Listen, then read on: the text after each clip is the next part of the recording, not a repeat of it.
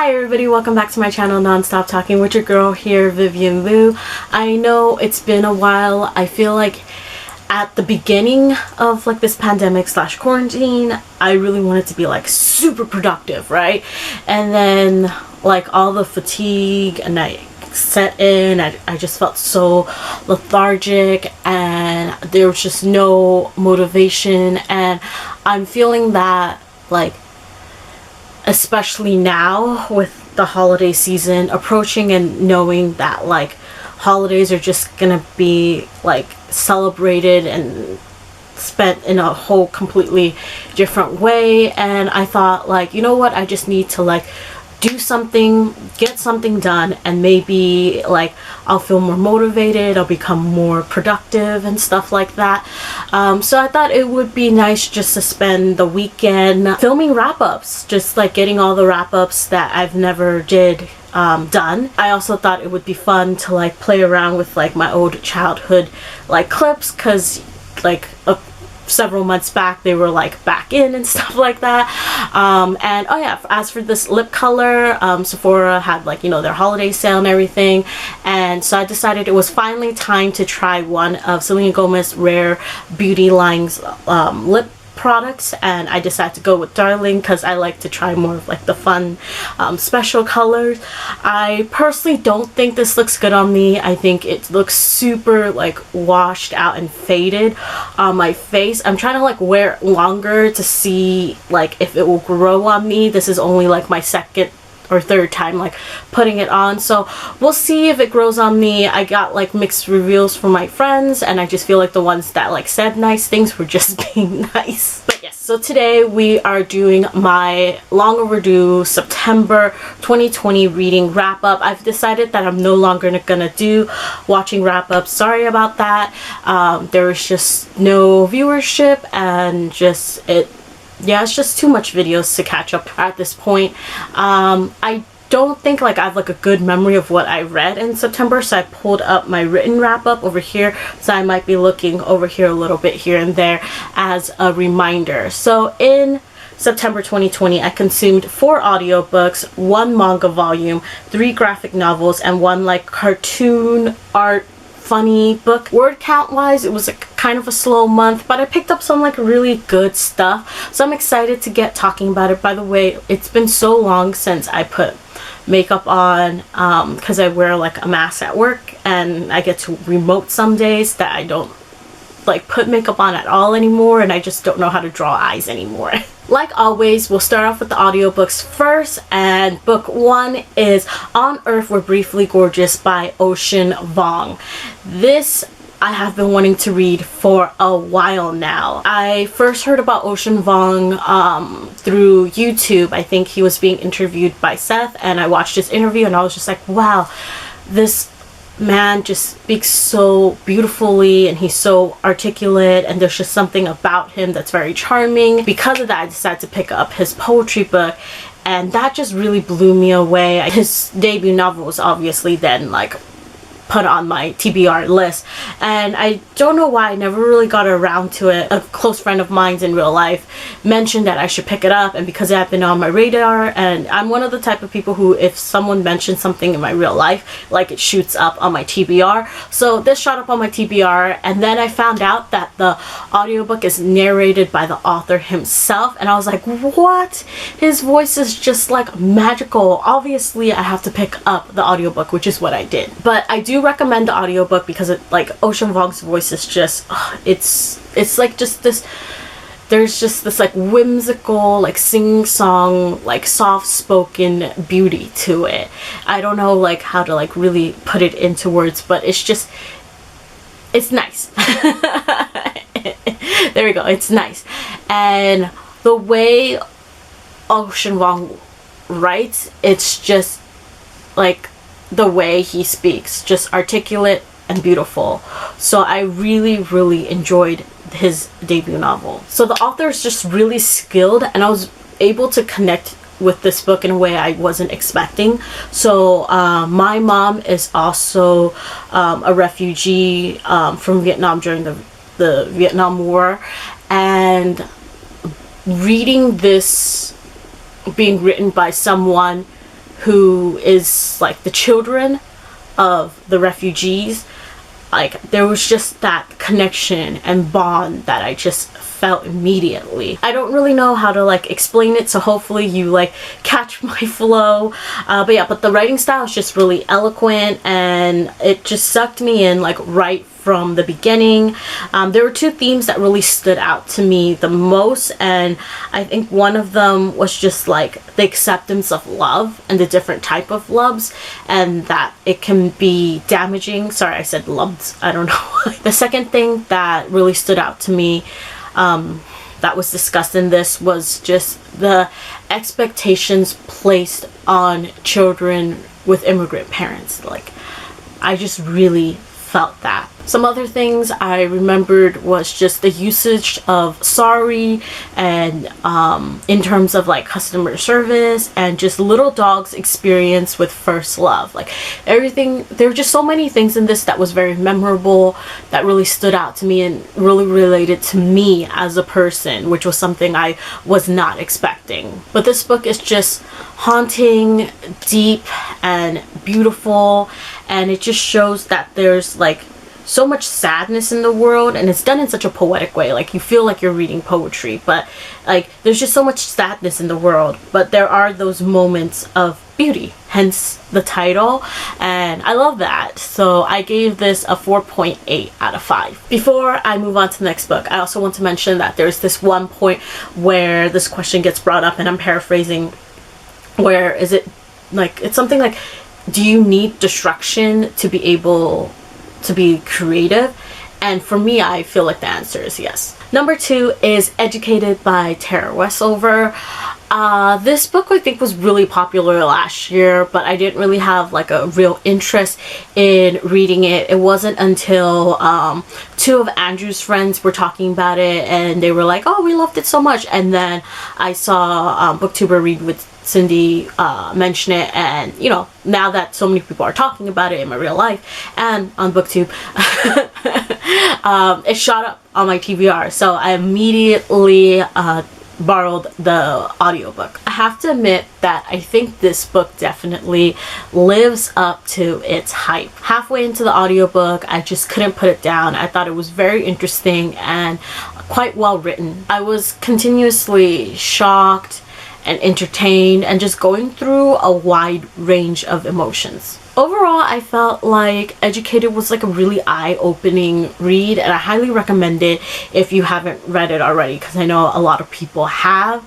My only small thing is that like the memories of the narrator is like a little unreliable, and a lot of the memories come from second-hand accounts being pieced together, like multiple secondhand accounts being pieced together, so it can get a little bit messy, but it's not a big deal whatsoever. It's just part of this book's storytelling process, and I don't want to go into too much detail as to like how I felt, because then I would feel like I'm judging the people in this story, since it is an autobiography. If anything, I would be really curious to know more about Tyler's experience, the first in the family to get a PhD, and I think it'd be really cool if he wrote a book. In the end, I gave this a 4 out of 5, and I actually quite like the cover. I thought like the little human on the pencil was quite clever. Book 3 is The Buried Giant by Kazuo Ishiguro. I love Kazuo Ishiguro. I've read Never Let Me Go, The Remains of Days, and The Pale View of the Hill, on the Hill, something like that, and I loved all 3 of those, and he was 3 for 3 until When We Were Orphans. I don't know why When We Were Orphans like bored me so much. And after reading When We Were Orphans, I like, after his first 3 books, I was like, yeah, I'm on a roll. I want to be like a completist for Kazuo Ishiguro's works. And when I read When We Were Orphans, after I finished, I was like, I don't know how I feel. And I thought it would be interesting to pick up The Buried Giant next, because that's his like newest book that got published, though it's not new anymore. And it actually got like a lot of, I guess, drama because of some of the things that he said that were misconstrued, and how this book didn't really follow like the previous genres that he wrote for. Anyways, I was just intrigued to see how I would feel about The Buried Giant. So I picked up the audiobook, which I don't think was the best decision. I don't think like I should pick up his books in audio format. But honestly, I thought the plot of this was interesting. But like the way the story was told and the narration would lose me at times because I also kind of just found it a little boring.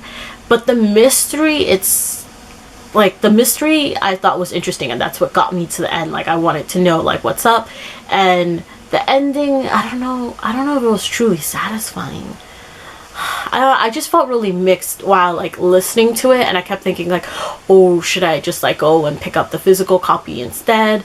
But like I'm already so deep into the audio, and yeah, I don't think it was like a great experience, but I also felt like the audio hindered my experience. So I don't know how to properly explain this, but I ended up like giving this a 3.1 out of 5. Book 4 is On Tyranny, 20 Lessons for the 20th Century by Timothy Snyder.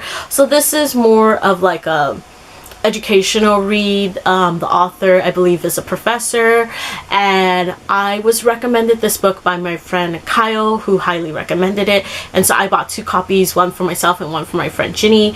Ginny read it and she said that it was like a little bit too like smart for her, but she like thought it was good. Like the lessons discussed and stuff like that were really good, and she enjoyed it. So I was like, you know what, everyone around me is enjoying it, like I need to hurry up and pick it up. So I decided to just listen to the audiobook. Since it was short, I knew I could bang it out in a day, and it was really, really good. Like I think it was like informative, educational, and like eye-opening, and that's all I just really want in these kind of books, and I ended up giving it a 5 out of 5. All right, that's it for the audio. Moving on, we'll go into the stuff with like pictures.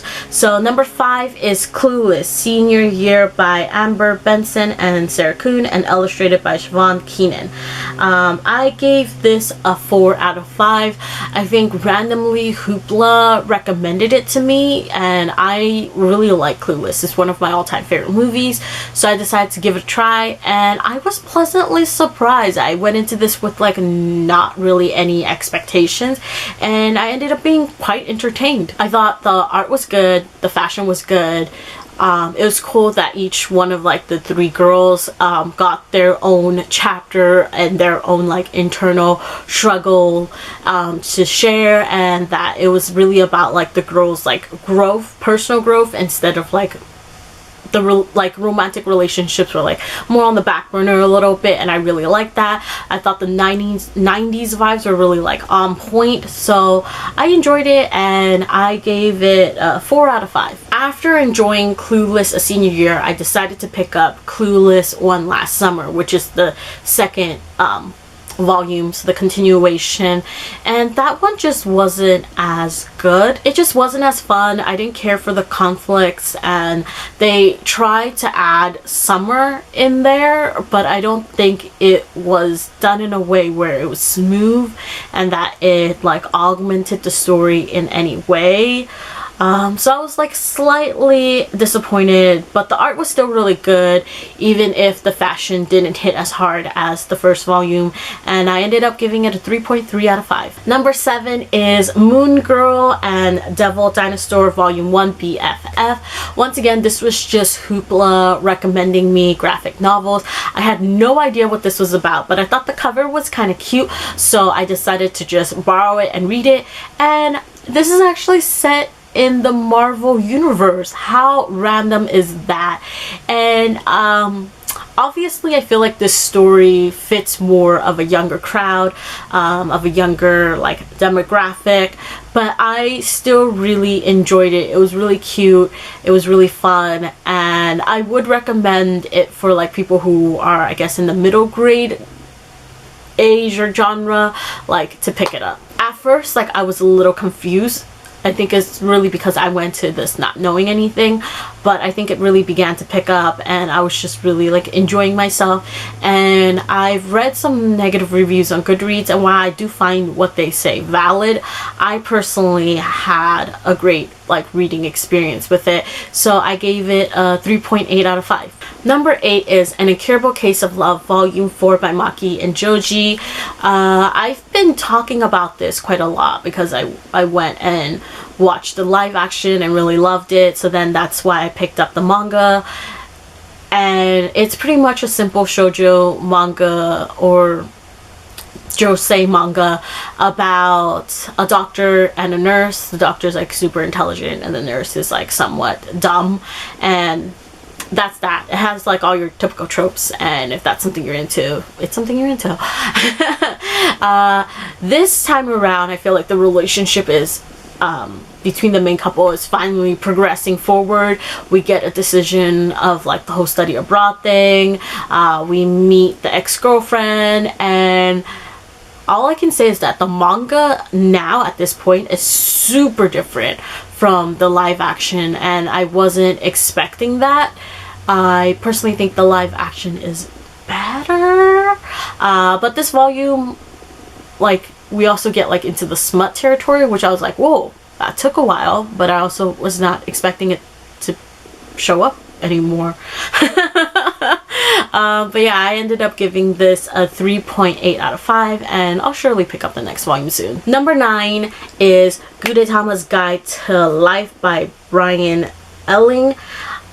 I've picked up other Gudetama books before, and that's just because he's one of like my favorite newer Sanrio characters. He's like my mascot in a way.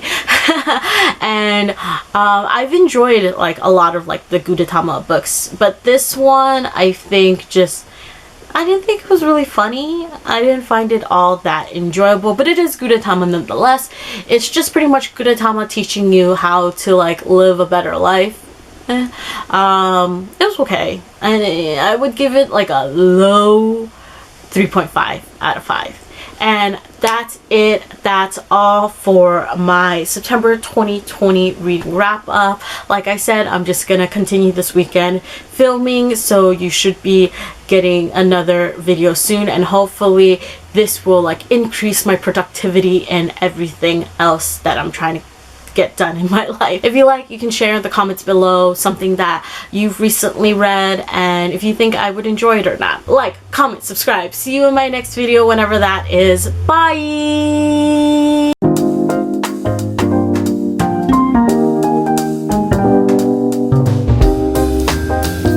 I like loved Kazugo.